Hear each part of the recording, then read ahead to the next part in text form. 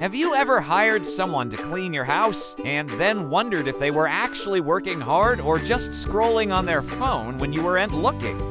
Or maybe you've tried to buy a used phone online, but were scared you'd end up with a piece of junk. These everyday problems are actually at the frontiers of economics.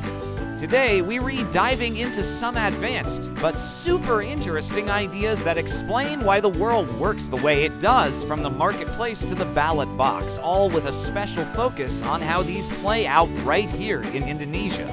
Let's start with that house cleaner. This is a classic case of what economists call asymmetric information. It just means one person in a deal knows more than the other. Specifically, it's a moral hazard problem. You, the boss or principal, can't perfectly see the effort of the person you hired. The agent, the cleaner, might be tempted to do a lazy job to finish faster. So what can you do? You might pop in for surprise visits, or maybe you offer a bonus for a sparkling clean house. These solutions, like monitoring or creating performance-based pay, are all ways we try to solve this hidden action problem. Now, what about that used phone? This is another information problem, but this time it's about hidden characteristics, leading to something called adverse selection. The seller knows if the phone is a gem or a lemon, but you, the beer, don't.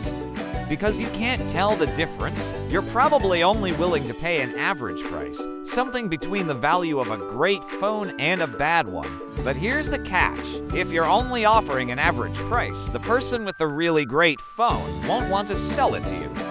They'll feel it's worth more, so they leave the market. Over time, the market gets filled with more and more lemons, because only the sellers of bad products are happy with the average price. This lemons problem is a huge issue in many markets in Indonesia. Think about agricultural products.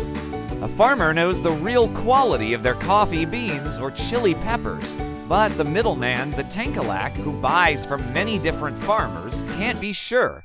To protect themselves from the risk of buying low-quality produce, they might offer a lower price to all farmers.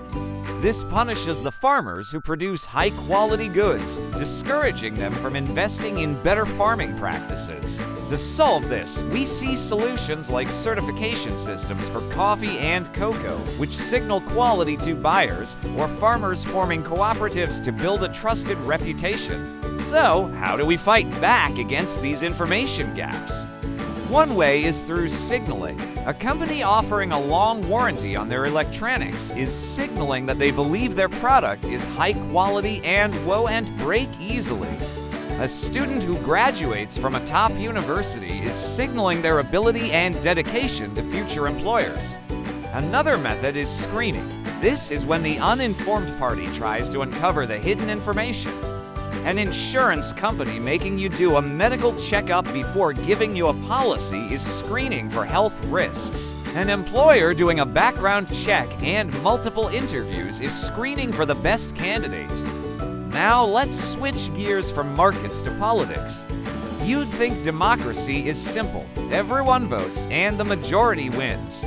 But it's not that straightforward. Imagine we're choosing a location for a new public park in Jakarta. Let's say the options are north, central, and south. In a vote between north and central, maybe central wins. In a vote between central and south, maybe south wins. Logically, you'd think south is the most popular, right? But what if in a final vote between south and north, north wins? This confusing circle is called the Condorcet voting paradox. It shows that majority rule doesn't always lead to a clear, stable winner. This leads to a bigger idea called Arrow's impossibility theorem. It's a bit complex, but the gist is that no voting system can be perfectly fair and rational all the time. Whether it's a presidential election or a vote within an organization, there's no perfect way to translate everyone's individual preferences into a single, perfect group choice. Someone's preference will always be compromised. So if voting is so tricky, who actually ends up deciding things? Often, it's the median voter. Picture all voters on a line from left to right. To win an election, candidates from both sides have to appeal to the person in the exact middle, the median voter. This is why you often see politicians' positions sound very similar as an election gets closer. They're all scrambling to capture that central ground.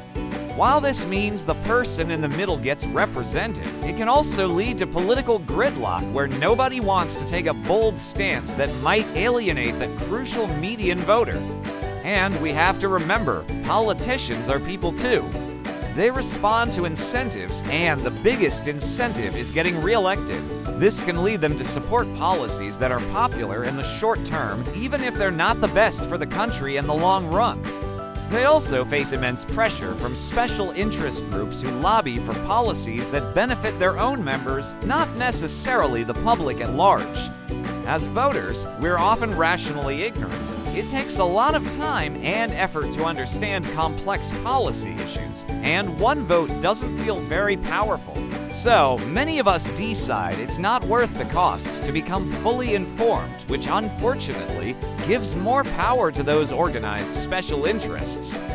Finally, let's talk about a field that's shaking up economics: behavioral economics. The classic model assumes we are all super-rational robots, always calculating the best choice. But we all know that's not true. We're human. For example, have you ever sworn you'd start saving money next month, but when next month comes, you find another reason to spend? This is called present bias. We tend to overvalue rewards that are right in front of us compared to bigger rewards in the future. Saving for retirement in 30 years just doesn't feel as urgent as buying that new gadget today. This is a huge challenge in Indonesia. Many people want to save, but struggle to do it. Besides present bias, we face social pressure to spend on ceremonies or keep up with friends. We also just get overwhelmed by complicated financial choices. So, what's the solution? We can use commitment devices. Think about an Arisen, the traditional rotating savings group. It forces you to save because of social commitment. Or setting up an automatic transfer to a savings account the day you get your salary. You save the money before you even have a chance to spend it. These are clever ways to work around our own very human, and sometimes irrational, tendencies.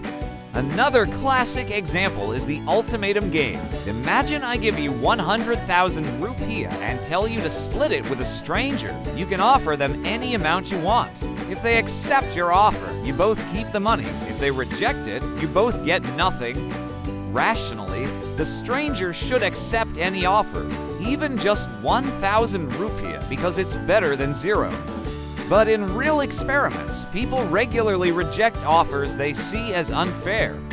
They would rather get nothing than let someone else walk away with an unfair share. This shows that our sense of fairness is a powerful motivator that can override pure financial logic. So let's tie this all together.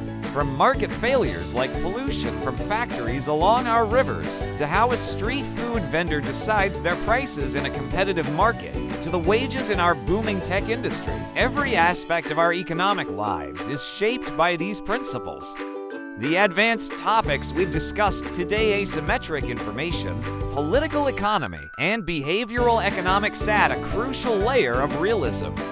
They show us the limits of the simple models and help us understand the messy, complicated, and fascinating reality of the economy. Understanding these concepts isn't just academic, it's practical.